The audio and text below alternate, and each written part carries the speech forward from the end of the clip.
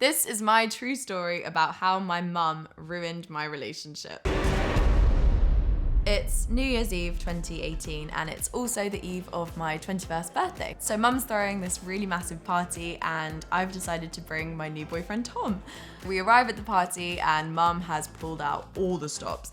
But most particularly, she's got this like flashing disco light bulb that she's like particularly proud of. I kept overhearing a lot of like, hey, do you wanna see something cool? And then she'd like usher people in, but it was like one at a time. And it would just be the light bulb. She was so proud of it. She got a picture with it. It was sweet. I realized that my mum is drunk. Like drunk. She starts challenging people to dance offs. Oh, and Tom saw everything. And grandma sidles up to me and she sort of nudges me and goes, your mum's very merry, isn't she? But I can see in my grandma's eyes that she is equally as merry.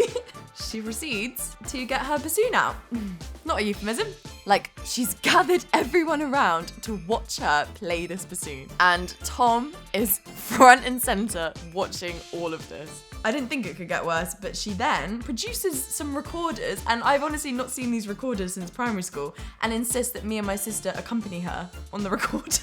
Thankfully, mum was actually too drunk to physically assemble the bassoon. My sister came over and said that maybe the best thing for the night would be if we just removed the disco lamp. It was a big mistake. The minute she realized that that disco light bulb had been removed, she lost her mind. Where has it gone? Where has it gone? Who took it? Who the fuck took my light bulb? She went crazy, like crazy. She started interrogating people, like grandma. Grandma was her prime suspect, grandma. The next thing I know, she's like staggering, loses her balance, and she falls and she hit her head on the side of the table. There is so much blood. Mum is still 110%. She's screaming, where's the music? Turn the music up. So obviously we call the ambulance and the paramedics arrive. So I quickly take Tom to the side and just say, look, like, you go to bed, get some rest.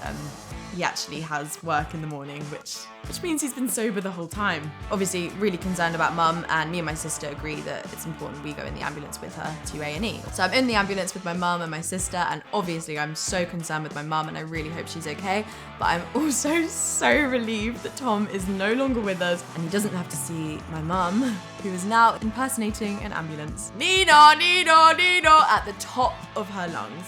Finally get out of there. It's like approaching 6 a.m. and we get home. My sister takes my mum straight upstairs to bed. I just go into the kitchen to get myself a glass of water, and then I open the door and Tom is not in bed. He is still wide awake, sat at the kitchen table talking to my grandma. She turns around to me and says, oh, hi Georgie. We're just talking about classical music.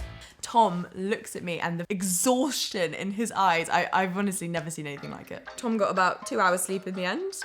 He had to get a morning train to London and he never saw my family again. He could have been the one, you know? He could have been the one.